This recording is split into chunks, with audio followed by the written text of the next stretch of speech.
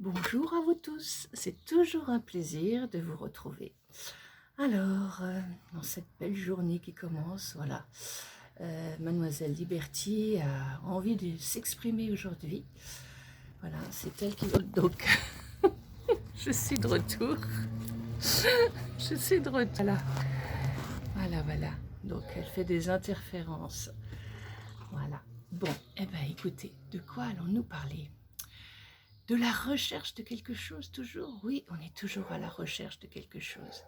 De quelque chose qui est au-dessus de nous, en dessous de nous, à côté de nous, mais au fait de compte jamais en nous. Et cette recherche, elle a besoin de se manifester en soi et non pas à l'extérieur de soi, comme ça semble être. Oui, parce qu'on recherche toujours les choses à l'extérieur de soi. Et donc cette expression que vous avez là quotidiennement, tout le temps, elle est là, présente au plus profond de vous-même. Mais on est toujours happé continuellement par des choses extérieures. Donc on va créer d'une certaine manière, mais surtout par l'expérimentation des choses. Donc cette expérimentation, elle va se faire plus ou moins avec des facilités. Ces facilités, c'est en fonction de ce que vous ressentez au plus profond de vous. Aujourd'hui, Liberty, elle est vraiment perturbante dans le sens où elle se gratte un petit peu partout, elle met ses phénomènes un peu partout, donc voilà. Maintenant, elle fait le tour et voilà, elle s'en va. En fait, compte, elle a fait ce qu'elle devait faire, c'est-à-dire marquer un petit peu son territoire partout.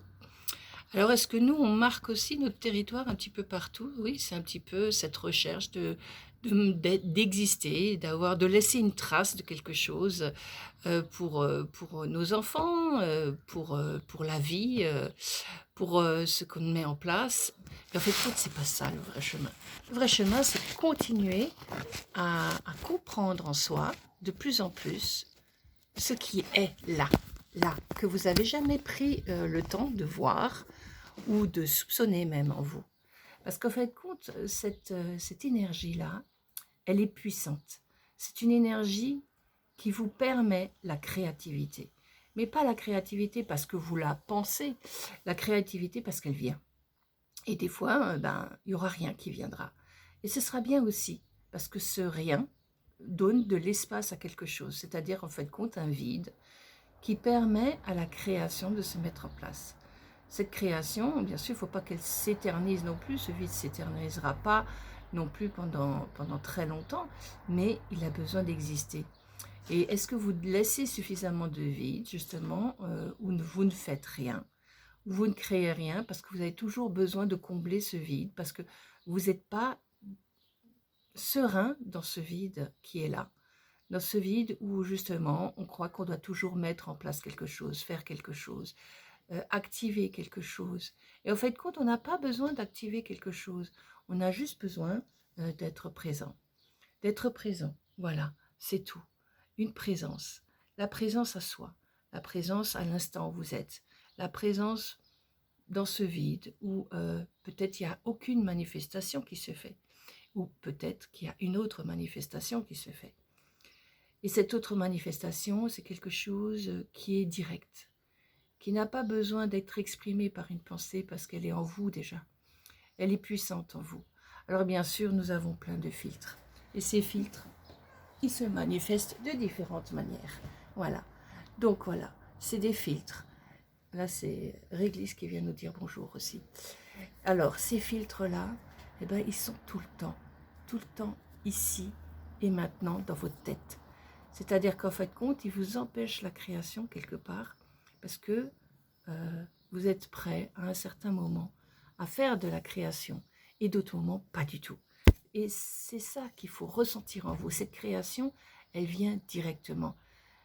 Ne vous laissez pas influencer par les pensées qui vont venir ensuite, parce que c'est ces pensées-là qui vont vous induire en erreur et vous emmener vers un schéma de construction qui sera destructeur. Même si à la base, ce qui venait était quelque chose de bienveillant. Bien sûr, c'est pas du style « Ah bah tiens, aujourd'hui on pourrait manger des asperges, puisque c'est la saison des asperges. » Mais non, c'est bien plus loin. Ça, c'est des choses quotidiennes, de votre quotidien de vie. c'est des choses de création qui viennent un petit peu plus loin, qui se dit, ah tiens, voilà, je vais mettre dans mon jardin cette plante ici. Je ne sais pas pourquoi, mais je sais que je dois la mettre là. Voilà, c'est ça, c'est laissez-vous imprégner, sans commenter, sans repenser à toutes ces choses-là, sans vous dire, ah bah tiens, j'ai pensé là, mais en fait compte, peut-être que ce serait là. C'est pas une pensée que vous avez eue, c'est quelque chose qui est venu en vous et qui vous a dit, c'est là que ça doit être. Donc, entendez ça et lâchez. Tout simplement, ne le mettez pas en pensée parce que ça va détruire la créativité qui s'est mise en place là, tout de suite dans l'instant. Cette créativité, elle a besoin de se mettre en place partout, partout en vous, partout. Donc voilà. Et c'est un chemin qui est très subtil. Alors bien sûr, nous avons notre ego qui veut toujours prendre le dessus, lui dira, ah ben non, c'est pas pour toi, ah ben non, tu dois pas faire comme ceci, ah ben non, tu dois pas faire comme cela. Ou alors, oui, oui, oui, oui, c'est tout à fait ce que tu dois faire, mais fais-le encore comme ça, comme ça, comme ça. Non, non, non, non. C'est quelque chose qui n'est pas dans la programmation, c'est quelque chose qui est direct. Quand ce n'est pas dans la programmation, l'ego ne peut pas en tenir compte, c'est-à-dire il ne le voit même pas. Si vous restez dans simplement ce qui émane de vous, vous allez trouver de plus en plus un potentiel en vous qui est créateur. Où vous croyez au début, bah non, vous ne vous y connaissez pas dans ça, puis pour finir, laissez-vous imprégner de ce qui vient et vous allez trouver la solution en vous. Alors vous devenez un peu des MacGyver entre parenthèses, où vous allez trouver les solutions partout, même dans des domaines auxquels vous ne pensiez même pas. Ça peut être quelque chose qui est plus dans la science, hein, alors que vous n'avez aucune base de science, mais en fait, quand vous l'avez déjà, cette base de science, elle est déjà en vous, elle est déjà inscrite en vous, elle est déjà manifestée en vous. Et vous pouvez utiliser toutes ces bases qui sont là. Mais la conscience, elle sait déjà. Donc, elle sait ce que vous devez faire. Il faut juste vous laisser guider sans émettre quelque chose de l'ego qui va vous dire « Bah non, tu n'y arriveras jamais. Bah non, c'est pas possible. » Ou « Arrête, parce que là, tu vas faire n'importe quoi. » Non. Toutes ces freins qui sont là constamment pour vous dire, ou bien même, vous n'avez peut-être pas la pensée qui est venue, c'est peut-être quelqu'un qui a dit « Mais qu'est-ce que tu fais? C'est du n'importe quoi. » Donc là, c'est encore pire, parce que ça veut dire qu'encore, c'est une tierce personne qui vient encore vous induire en erreur dans quelque chose qui est peut-être exact, parce qu'en faux de vous, vous saviez que c'était exact. Vous savez que ça va marcher, vous savez que ça va fonctionner, vous savez que c'est juste. Et quand vous ne tenez plus compte non plus de tout ce qui est raconté autour de vous, de tout ce qui est émis à l'intérieur par une pensée qui va vous freiner, vous vous rendrez compte que vous avez des potentiels dans des choses toutes simples, qui vont venir à vous avec une évidence. On est dans un monde où on vous culpabilise de tout, où on vous diminue dans tout. Non, lâchez tous ces dogmes, toutes ces créations de socialité qui font encore qu'on croit qu'on n'est pas capable. Même dans tout ce qui est domaine médical, beaucoup on vous induit en erreur avec des quotas, vous devez être dans tel quota, si vous n'êtes pas dans tel quota, ben, vous êtes en danger. Ben, faites compte en vous, comment vous vous sentez, c'est ça qui est important. Est-ce que parce que vous avez tel ou tel problème, vous n'arrivez plus à fonctionner? Ou est-ce que tout le temps, vous manifestez cette non-résolution de ce problème-là? Si au contraire, vous dites, bah ouais, tout va se résoudre, tout va s'ouvrir, ok, vous aurez peut-être des petits problèmes de santé, mais ça sera passager, ça ne va pas durer, parce que votre potentiel, il va vers quelque chose qui est plus bénéfique pour vous que quelque chose qui sera plus négatif. Parce que la négativité entraîne la négativité toujours. Bien sûr, on dit moins plus moins égale plus, mais pas forcément. Pas forcément. Donc il faut faire attention à ce qu'on nous a appris, parce que ça ne veut pas dire que 1 plus 1 égale 2, hein. Ça peut être 11, ça peut être, comme dirait Vandame, mais ça peut être aussi autre chose. Ça peut être 3. Pourquoi ça pourrait être 3? Pourquoi 1 plus 1 pourrait être 3? C'est ça qu'il faut comprendre. Qu'en fait, compte, les mathématiques ne sont pas forcément ce qu'elles sont, puisqu'il y a toujours des virgules, quelque chose. Donc s'il y a des virgules, ça veut dire que ce n'est pas exact. Parce que normalement, ça doit être plein. Ça doit être quelque chose de plein. S'il y a des virgules quelque part, c'est pas plein. Donc il y a quelque chose qui ne va pas. Il y a quelque chose qu'on transforme. Il y a quelque chose qu'on ajuste pour que ça rentre dans une case. Comme dans la psychiatrie, dans la psychologie, dans tout plein de domaines, on veut rentrer dans des cases. Dans l'école, on veut vous faire rentrer dans des cases.